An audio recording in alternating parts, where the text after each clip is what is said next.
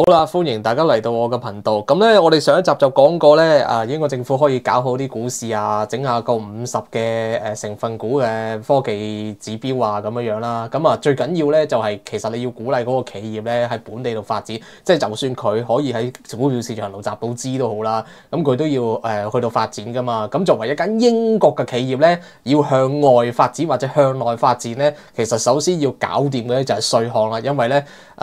你對佢已經喺個企業稅上面有呢個新增嘅稅項喺入邊啦，即係有個企業稅喺入邊噶嘛。咁但係你另外咧，其實銷售咧都係有稅項嘅，即係消費者係需要俾稅俾你啦。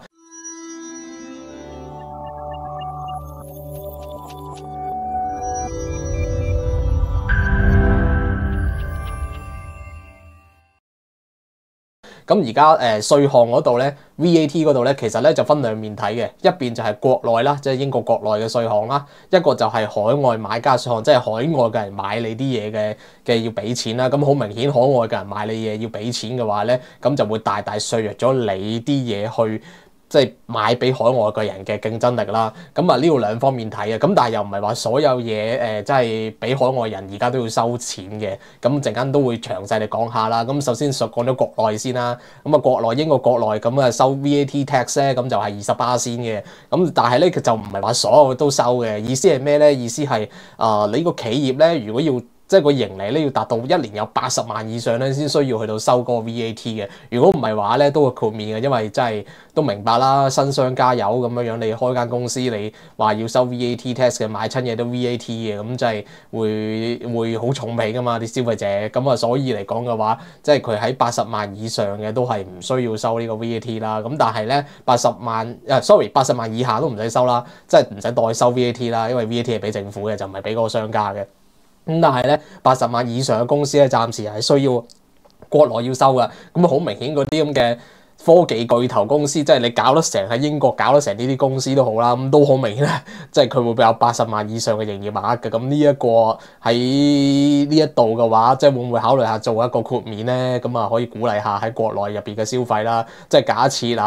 一啲軟件嘅公司，咁啊佢做咗啲 software 出嚟，咁你想 disable 嘅冇理由。即係你海外又唔使錢，國內又要錢噶嘛，俾個 VAT，即係海外都係要錢嘅，幫我講清楚。咁啊，即係國內你要錢嘅話，咁啊真係又要收啦。咁呢一部分你會減弱咗佢哋嘅吸引力咯。因為同一個軟件嘅話，咁喺國外。即係講緊可能美國啦，會有得用噶嘛，唔一定要買你啦。咁啊，所以嚟講嘅話，喺呢一方面好明顯就係需要有一個配套啦。咁啊，國內就係咁嘅情況啦。咁啊，非常之易明噶啦。咁但係國外咧，就其實呢個重點想講嘅就係一個海外買家嘅增值稅啦 ，VAT tax 啦。咁咧，其實佢有3方面嘅 VAT tax 喺度講嘅。咁啊，第一個咧就係嗰個 VAT tax 咧，如果你係出口嘅話咧，即係咩意思？就係你如果英國嘅產品出口去其他國家嘅話咧，咁而家係0% 嘅。咁呢個係非常之好啦，因為如果你嘅嘢出口去其他國家係需要打稅嘅話，即係收翻個 VAT 或者人哋買你啲嘢運去人哋個國家，係人哋需要俾錢去買你啲嘢嘅時候，係需要俾 VAT 俾英國政府嘅話，咁其實好明顯就會削弱咗你買嘢嘅競爭力啦。咁但係啦，留意一點咧，就係咧，就算咧英國政府咧即係出口所謂嘅0% 關稅都好咧，咁啊0% 嘅銷售稅都好啦，咁但係佢進口嘅時候咧，每啲國家都會有機會收翻關稅嘅，即係例如歐盟咁樣啦。咁有啲國家會收翻嗰20% 嘅 VAT 稅嘅，俾自己嘅。即係你出口係唔使嘅，但係人哋個國家收唔收你咧，就係人哋個國家嘅事咯。咁至少你可以控制到嘅，一定係出口呢邊啦。咁出口唔使係非常之好啦。咁但係咧，其實咧亦都有啲 exceptional case 嘅，就唔係話即係出口全部都唔使嘅。出口嘅意思係咩嘢咧？其實基本上嚟講就係講緊你 B to B 做生意啦，即係譬如有啲嘅海外買家嚟咗你英國嘅展覽嗰度，咁見咗啲生產原材料譬如手套啊咁樣。即係嗰啲生產工人手套啊，咁啊想喺你呢一度買嘅話咧，咁即係同你落單啦，落單完之後，譬如嗰個係一個美國買家嚟嘅，咁你落完單之後，咁你咧就直接付運俾佢啦。你付運俾佢嘅時候咧，咁就呢啲叫出口，即係商業與商業之間交易嘅，咁就唔使錢啦。咁當然出口你都話可以一件一件嘅，咁但係即係比較少嘅，即係大部分都係商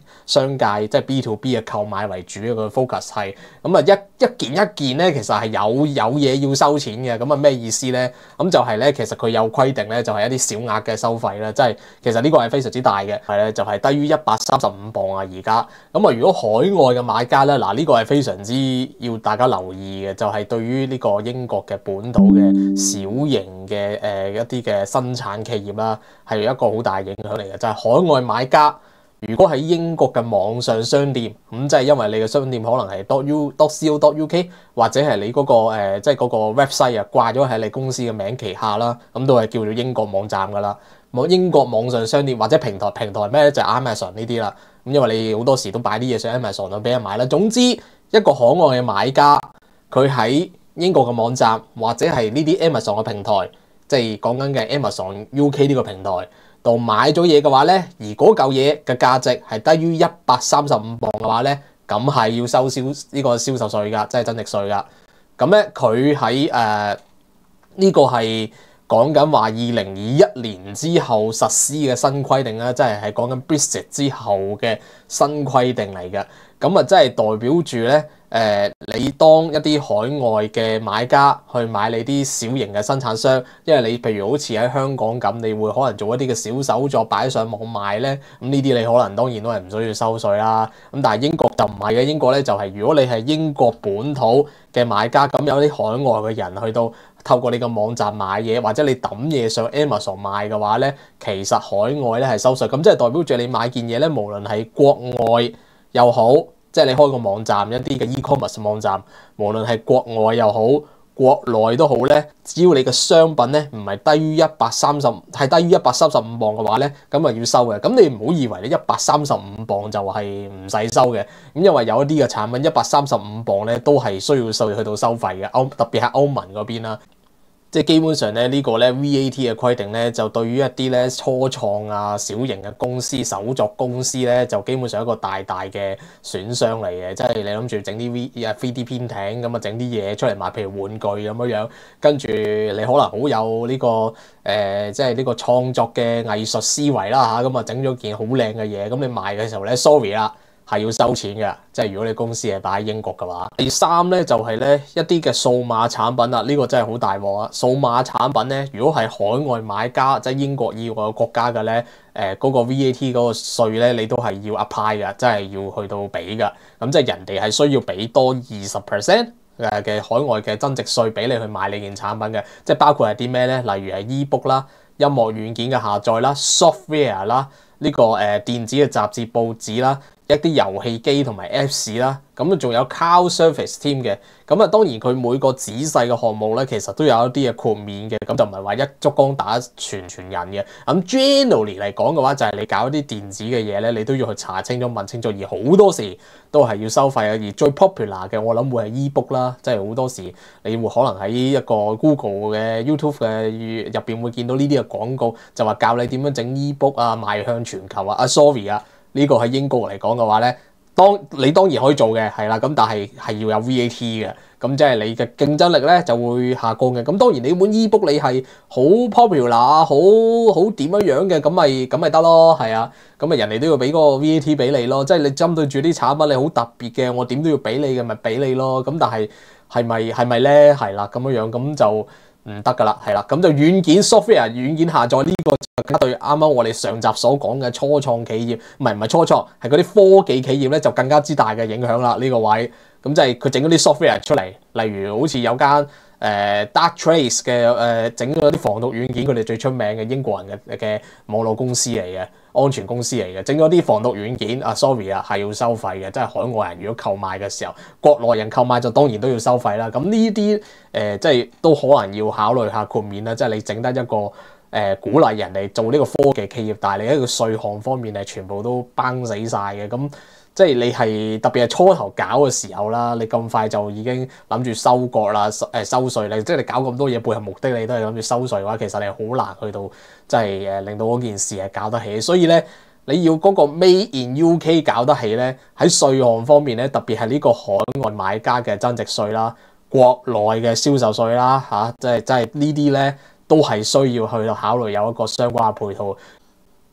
咁其實咧，有關個135磅嘅呢個增值海外買家增值稅咧，佢嗰個條件咧，其實係有段估嘅。咁喺以前嚟講嘅話咧，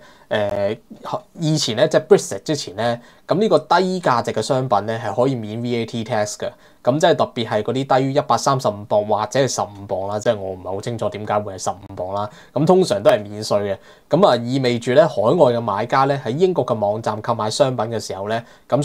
商家嗰邊咧都係唔即係買嗰個人都係唔需要俾稅嘅。咁啊會令到即係英國嘅產品個吸引力會大增啦。即係呢條路咧就比較上正路啲嘅。咁但係個問題係會衍生出嘅問題就係又會造成咗英國政府稅收嘅損失啦，因為好明顯就係佢冇收到錢啦。咁另外一個方面就係有好多人扮呢個海外嘅買家，因為佢本土係要收錢噶嘛，本土係有銷售稅噶嘛，咁所以佢好多人咧扮呢個海外嘅買家咧嚟到去到規避呢個稅務嘅即係呢個避稅嘅嘢啦嚇。咁所以咧，長遠嚟講咧，英國政府為咗堵塞呢個漏洞咧，就決定咧，即係135磅以下嗰啲咧，全部都要收錢㗎。咁即係呢個係純粹一個稅務上面佢哋想即係堵塞個漏洞而做嘅嘢啦。咁但係當然好明顯，直接嘅效果就係會好明顯影響咗英國製造呢一個嘅國際嘅競爭力啦。即係其實喺英國有好多搞呢個英國製造嘅一個 marketing 啊，甚至有個機構負責搞呢啲嘢嘅時候，但係稅務嗰方面咧，即係搞唔到嘅話咧，其實對於一啲初創企業嚟講，同一件嘅產品啊，應該咁講，同一類嘅產品，唔好話同一件啦，同一件就應該就比較上難講啲啦。同一類嘅產品，你一個係有稅嘅，一個係冇稅嘅話，其實我好難會去到購買英國即係有稅嗰啲嘅。咁你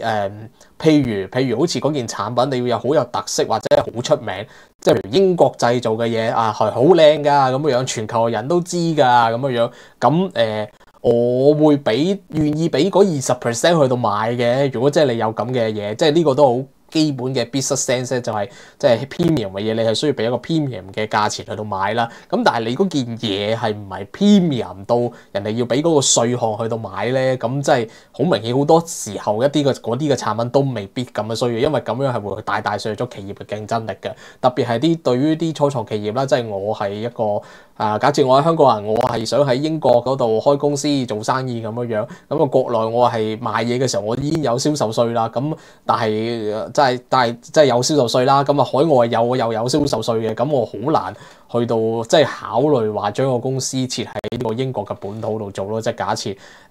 其他國家人啦，咁呢個國家人其實佢都會即係做得生意嘅，都會睇下呢個全球嘅稅網啊點樣搞啊成啊嘛。咁即係會比較上難啲咯。即係你要做本土市場，除咗 local 嗰啲人咯，local 人會做本土市場之外，或者同英國政府有需要稅務協議會搞到之外，咁其實嚟講都好難話即係明啦，係啦，講咁多都係會削弱競爭力嘅啫。咁所以呢一個部分，我覺得係一個好嚴重嘅問題啦，特別係海外嘅一個即係稅項啦。即係你話國內嘅稅項呢一個就我諗好難搞噶啦。你實施咗之後，其實呢筆係對於英國政府好大嘅稅項嚟嘅。咁但係海外買家呢個稅項你都要收嘅話，其實我啲貨點樣運去外國咧？除咗做大生意嗰啲咯，即係我 B to B 一 lock 個買嗰啲咁咪可以咯。但係我講緊嘅我做細嗰啲，咁但係其實個 concept 就係即係大生意你又唔收嘅。咁大生意你唔收係因為你想幫助佢啊嘛。咁但係細生意你就會收嘅。咁即係呢一個係問題係點樣咧？咁細生意嗰啲人嗰啲稅都唔會夠嗰啲大生意多噶啦。如果你純粹為錢嘅，你唔係應該收大嗰啲嘅咩？但係你又似乎即係呢個講俾你聽，就係似乎佢唔係為錢嘅喎。咁如果唔係為錢，又點解細嗰邊你又要收咧？細嗰邊唔係唔使收會比較上好啲咩？難道真係細嗰邊加埋會多過大嗰邊嗰啲？係啦，即係呢個就會有少少奇怪嘅現象出現啦。我自己覺得就海外銷售稅嘅，我覺得可以 cut 咗佢啦。即係好似以前 Brexit 之前都係咁啦。咁其實而家好多人都係話想 Brexit，即係會考慮翻話會唔會加入翻歐盟呢樣嘢啦。咁即係代表住呢一樣嘢係英國政府自己都覺得係 OK 嘅，即係佢哋都有考慮噶嘛。咁即係 OK 嗰班人，即係佢佔嘅比數唔係少啊，因為唔係話得嗰幾條友話想加入翻歐盟啊，而係一個都有一個幾大嘅 percentage 係大部分人都有考慮話想加翻歐盟，即係大家都對於呢個稅項嘅問題係覺得 O K 嘅喎，即係豁免咗佢係 O K 啦，暗示咗我唔係話100%啊呢啲嘢。咁啊，喂，最後戴翻個頭盔先。咁呢一啲咧嘅資料咧，即係我就係一個市場策劃師啦嚇，做呢個市場分析講嘅啫。咁啊，我唔係一個稅務專家嚟嘅，好明顯係，即係我純粹講下你喺英國做生意啊，有一啲嘅稅項你係需要去到俾嘅。呢個係我呢條片想帶出㗎啦，更加係想帶出佢想搞呢個科技產業，搞呢個 Made in UK 咁樣樣。呢啲嘢咧，亦都係會大大阻礙咗佢搞 Made in UK 呢個品牌上面嘅嘢嘅。咁所以即係呢條片我係想講呢啲嘢嘅。咁仔細咧，即係你問我哇咩數碼產品要收錢啊？或者係你自己上網查啦，你有興趣係想知係即係英國開公司搞數碼產品啊？呢啲你要自己去查啦。有啲咩係咪擺上網要收錢啊？呢啲都係自己去查啦。即係我再講一次，我就唔係稅務專家嚟嘅，純粹係講下呢個 scenario 有邊啲嘅稅項大概你係知道佢哋係會咁樣收嘅，係啦。咁啊，亦都講下呢個即係對社會啊、對企業嘅影響啦。呢個係我呢條片重點想帶出嘅。好啦，嗱，今日就係講咁多啦，我哋下條片再見，失陪。